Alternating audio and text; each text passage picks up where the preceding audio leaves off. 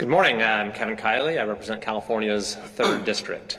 California's high-speed rail disaster is the worst public infrastructure failure in U.S. history.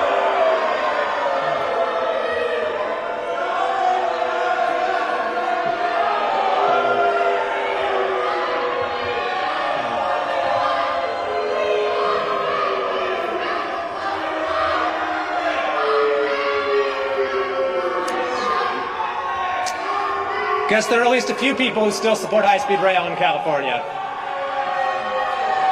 Very few. California's high-speed rail disaster is the worst public infrastructure failure in U.S. history. And that is why today's action by Secretary Duffy is so important. And it's why I have introduced legislation to cut off all federal funding for high-speed rail going forward. And this is a very important point.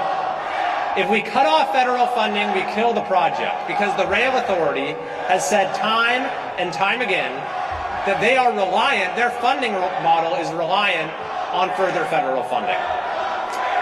This ill-fated project is a blight on our landscape and an embarrassment to our state. But it's more than that.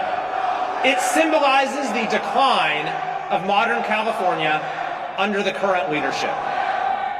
It showcases political ineptitude on an epic scale. This doomed project represents the failure of planning and governance, of vision and leadership, of transparency and accountability, of competence and common sense that have turned the greatest state in the country into the most popular state to leave. It exemplifies the utter disregard for taxpayer dollars, for property rights, for economic reality, for democratic accountability that have caused our beautiful state to now lead the nation in all the wrong ways. And it captures the small-mindedness of our political leaders who think of themselves as visionaries for plowing ahead with a 20th century project that won't be finished until the 22nd century at best.